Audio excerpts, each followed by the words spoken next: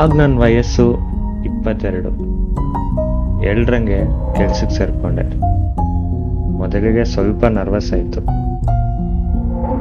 ಏಕೆಂದರೆ ಹೊಸ ಜನ, ಹೊಸ ವಾತಾವರಣ. 2-3 ವರ್ಷ ಲೈಫ್ ಸೂಪರಾಗಿ ಹೋಗ್ತಾಯಿತ್ತು. ಒಂದು ರೀತಿ ಸ್ಟ್ಯಾಂಡರ್ಡ್ ಆಫ್ ಲಿವಿಂಗ್ನ ಎಕ್ಸ್ಪೀರಿಯನ್ಸ್ ಮಾಡಿದೆ. ಸ್ಪೀಡಾಗಿ ಹೋಗ್ತಿರೋ ನನ್ನ ಲೈಫಲ್ಲಿ ಸ್ಪೀಡ್ ಬ್ರೇಕರ್ ಆಗಿದ್ದು ರೆಸ್ಪಾನ್ಸಿಬಿಲಿಟೀಸ್.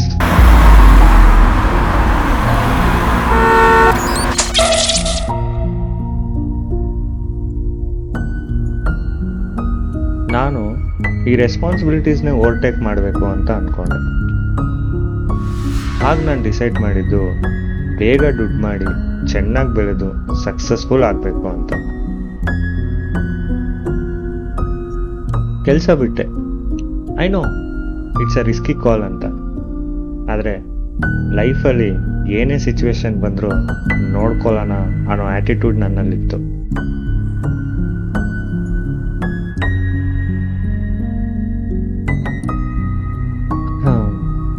ಒಂದು ಕಡೆ ನನ್ನ ಫ್ಯಾಮಿಲಿಯಿಂದ ನನ್ನ ಮೇಲೆ ಎಕ್ಸ್ಪೆಕ್ಟೇಷನ್ಸ್ ಜಾಸ್ತಿ ಆಗ್ತಾನೇ ಇತ್ತು.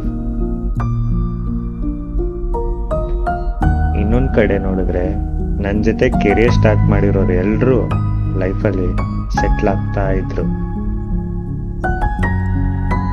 ನನಗೆ ನಾನು ಕ್ವಶನ್ ಮಾಡ್ಕೊಂಡ್ರೆ ಯಾಕೋ ಲೈಫಲ್ಲಿ ಸ್ಟಕ್ ಆಗಿರೋ ಥರ ಇದೆ. ಒಂದು ಪಾಯಿಂಟ್ವರೆಗೂ ಫ್ರೆಂಡ್ಸ್ ನಮಗೆ ಸಪೋರ್ಟಿಂಗ್ ಆಗಿ ಇರ್ತಾರೆ. ಆಮೇಲೆ ನಮ್ಮ ಪಯಣವನ್ನು ನಾವು ಒಂಟಿಯಾಗೆ ಮುಂದಕ್ಕೆ ಸಾಗಿಸ್ಬೇಕು. ಬ್ಯಾಂಕಿಂದ ಡೈಲಿ ಕಾಲ್ ಬರೋಕ್ಕೆ ಸ್ಟಾರ್ಟ್ ಆಯಿತು. ಇದ್ದಿದ್ದ ಸೇವಿಂಗ್ಸ್ ಎಲ್ಲ ಖಾಲಿ, ಮತ್ತೆ ಅನ್ಕೊಂಡಿದ್ದ ಬಿಸ್ನೆಸ್ಸು ಸಕ್ಸಸ್ ಆಗಿಲ್ಲ. ಫಿಸಿಕಲಿ ಟಯರ್ಡ್, ಮೆಂಟಲಿ ಅನ್ಸ್ಟೇಬಲ್ ಆಗೋದೆ. ಏನು ಮಾಡ್ಬೇಕನ್ನೋದು ಗೊತ್ತಾಗ್ತಾ ಇರಲಿಲ್ಲ. ಈ ಪ್ರಪಂಚ ವೇಗವಾಗಿ ಮುಂದಕ್ಕೆ ಹೋಗ್ತಿದೆ. ಸ್ಯಾಡ್ಲಿ ಈ ಸಮಯ ಯಾರಿಗೂ ನಿಲ್ಲೋದಿಲ್ಲ.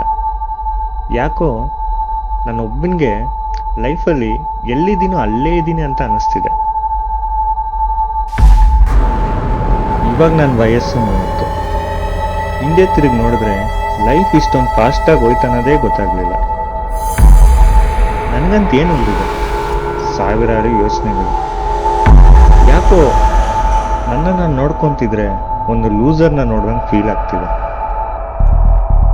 I am sick of all this chaos. I am giving up. ನನಗೆ ಮುಂದೆ ಹೋಗೋ ದಾರಿ ಕಾಣಿಸ್ತಿಲ್ಲ.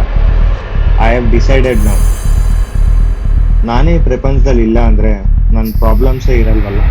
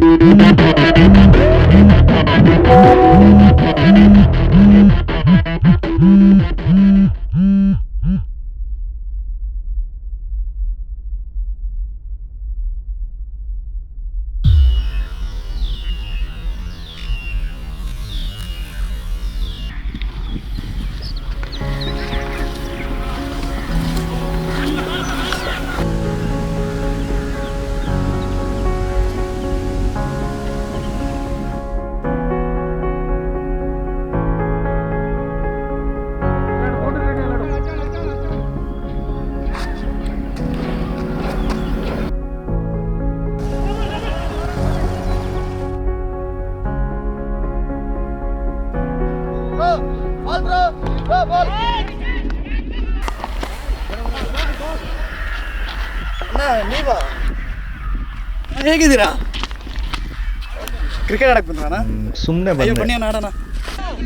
ಇಲ್ಲ ಬೇಡ. ಪರವಾಗಿಲ್ಲ ಬನ್ನಿ ಅಣ್ಣ.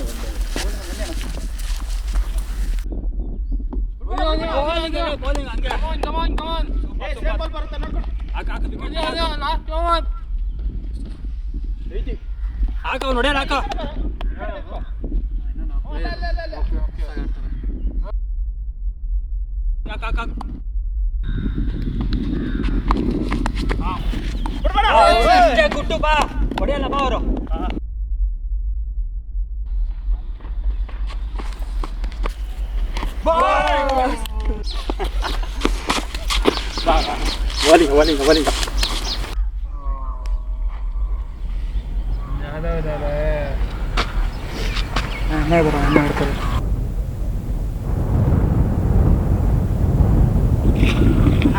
ನೀವೇನ ಲಾಸ್ಟ್ ಬನ್ನಿ ನಾಡಿದ್ದು ಅಣ್ಣ ಬನ್ನಿ ಅಣ್ಣ.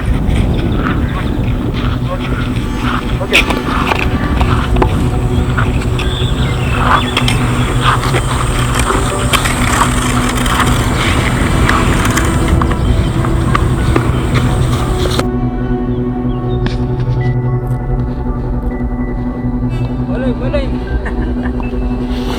ಅಷ್ಟೇ ಅಷ್ಟೇ ಬಾರು.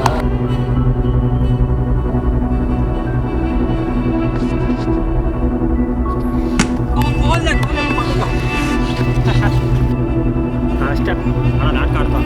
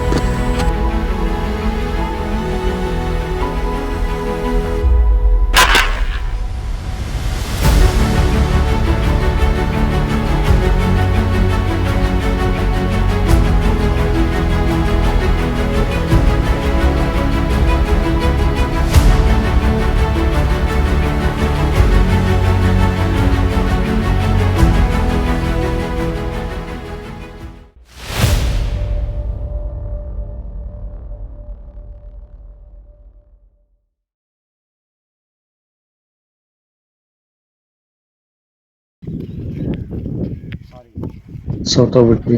ಸೋತೋಗಿರ್ಬೋದು ಆದರೆ ಎಲ್ಲೂ ಬಿಟ್ಕೊಟ್ಟಿಲ್ವಲ್ಲ.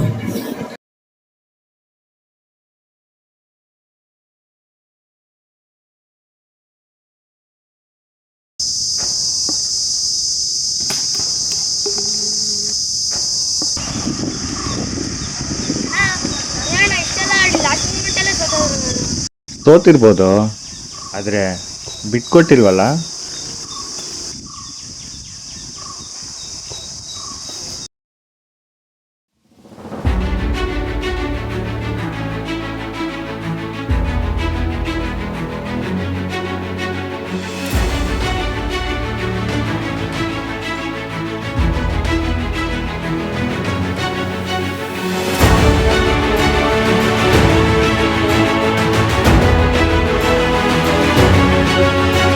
ಸೋತಿರ್ಬೋದು ಆದರೆ ಬಿಟ್ಕೊಟ್ಟಿಲ್ವಲ್ಲ.